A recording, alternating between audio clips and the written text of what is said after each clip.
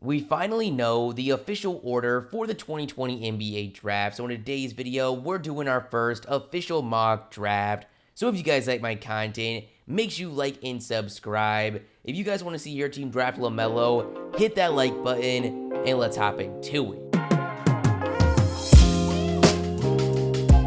So in case you guys haven't seen the official order, we've got the Celtics at 14, the Pelicans at 13, the Sacramento Kings at 12, the Spurs at 11, the Suns at 10, and the Wizards at 9. All the teams we've said so far have landed at their projected placement. One of the most talked about placements following the lottery is the New York Knicks going down 2 spots to the 8th overall pick. The Pistons go down 2 spots to 7. The Hawks also go down 2 spots to 6. The Cavaliers fell 3 spots to number 5. The Bulls jump up 3 places to the 4th overall pick. The Hornets jump up 5 spots to 3. The Warriors fall down 1 place to 2. And finally, we've got the Minnesota Timberwolves landing the number 1 pick in the draft. This is one of the most interesting teams that could have landed here, as I think this season is kind of misleading of their position going into the future. They've got one, if not the best center in the league with Karl-Anthony Towns. They gave him a partner in crime with D'Angelo Russell. They might have really found something with Malik Beasley, who they got at the end of the season. And we still don't know what they have with last year's 6th overall pick, Jarrett Culver. Adding a number 1 overall selection to this group really changes the outlook of their future. There's a lot of teams at the top of the draft that I could see moving down or out of this draft, but I really don't see the Timberwolves doing that. This decision is going to come down to 2 guys, Lamelo Ball and Anthony Edwards. I truly couldn't see anyone else. Now, there actually is a chance, in my opinion, that they would draft Lamelo with how much upside he has and the fact that it's not out of the question him and D'Lo could figure it out in the backcourt. But as it stands right now, I do think they're going to go Anthony Edwards. Edwards is bringing extremely exciting two-way potential. He's a 6'5" shooting guard who, as a freshman this season at Georgia, averaged 19 points a game. He's had his struggles and by no means is a perfect prospect, but I'm not sure we even have one of those in this draft. At number 2, we've got the most dominant team of the past decade, the Golden State Warriors. Now, I'd be really surprised if they actually make a selection at number 2. This is a team that could be back to title contention as soon as next season. If they were to stay here and make a selection based on what they need, I think Onyeka Okongwu would be the right selection. But if it comes down to it and they're on the clock at number 2 without a trade, I think they draft Lamelo Ball.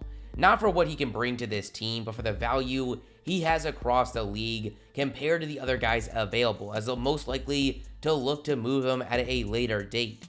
If they dropped further in this draft, I think there would be a much higher chance at them actually making a selection. I just can't see it at number 2. Even if they landed at 3, I think that changes a lot of things. The 3rd overall pick in this draft, in my opinion, is worth far less than the 2nd overall pick, given the drop-off after Lamelo and Edwards come off the board. So because we're not projecting trades at 2, I'm going to have Lamelo for now. At number 3, we have the Charlotte Hornets, and there's a lot of directions they could go, but for now, I've got them going with James Wiseman. They've really started to build a solid young group with Devontae Graham, Miles Bridges, and PJ Washington. So in this draft, I've got them adding a top-tier big man. Now, it's a constant debate who is the better center prospect in this draft, Onyeka Okongwu or James Wiseman. As you've seen throughout my mocks, I really thought who would go first would depend on the draft order. With the Hornets in this situation, I think they look for more upside and get Wiseman, who definitely has holes in his game, but denying his potential would be pretty ridiculous, especially if he can prove himself as a floor spacer throughout the draft process. At number 4, we've got the Chicago Bulls. They finally get a pick higher than 7th overall, but sadly for them, it's one of the weaker drafts in recent history.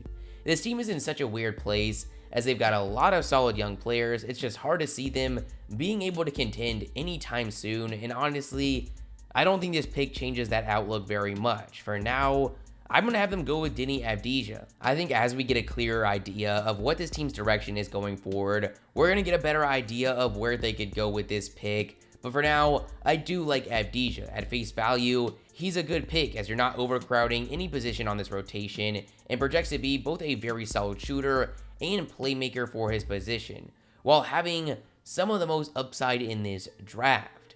At number 5, we've got the Cleveland Cavaliers, who have gone extremely guard heavy in recent drafts, and with Kevin Love and Andre Drummond on the roster, would make a lot of sense. There's just really not one for them to draft with Avdija off the board. So I'm gonna have them take a guy that just flew up the board in his sophomore season, athletic freak Obi Toppin, who I really feel is going underrated in this draft. At number 6, we've got the Atlanta Hawks, and man, did I want to see them jump to the top and be able to get their hands on Anthony Edwards, but sadly, that's not going to happen. This is one of the hardest to predict in this whole draft. Do they go with Onyeka after just trading for Capella? Do they take a chance on Okoro? It's tough. The selection might be pretty controversial, but for now, I actually like Killian Hayes. This team needs depth in the backcourt, and I think he offers quite a lot of positional flexibility.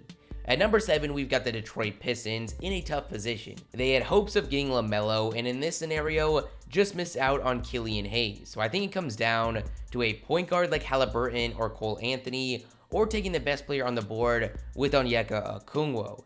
It's not a flashy selection, and this team really does need a point guard, but I think they wait and give their top pick from a year ago, Sekou Doumbouya, a partner in the front court with Okongwu. Man, oh man, is it funny to see Knicks fans every year just assume that they're going to get everything. Last year, there was an uncalled for amount of fans that truly believed it was a lock for them just to get Zion Williamson, Kyrie Irving, and Durant all in one summer.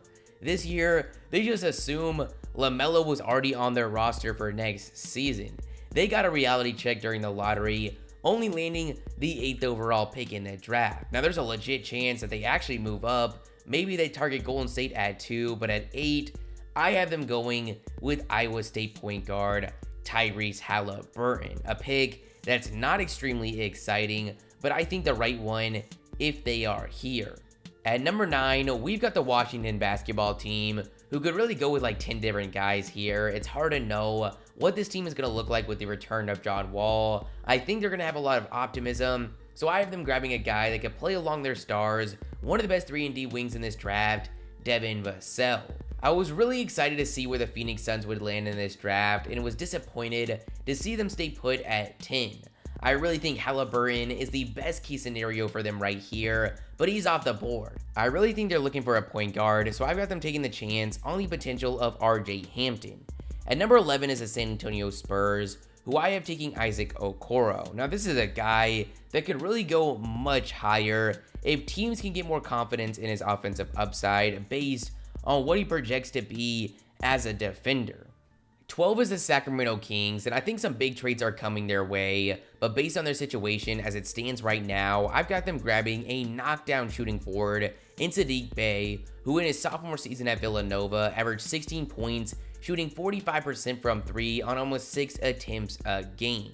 Next up is the Pelicans at 13. It doesn't look like we're going to see the Ball brothers reunite in New Orleans, but I have the Pelicans getting one of my favorite prospects in this draft, Aaron Nesmith. Nesmith had his season cut short due to injury, but man, were his 14 games impressive. As a sophomore, he averaged 23 points, shooting 52% from 3 on over 8 attempts a game. Absolutely insane. I really think this team would benefit greatly from an elite floor spacer that could potentially play in the front court for them.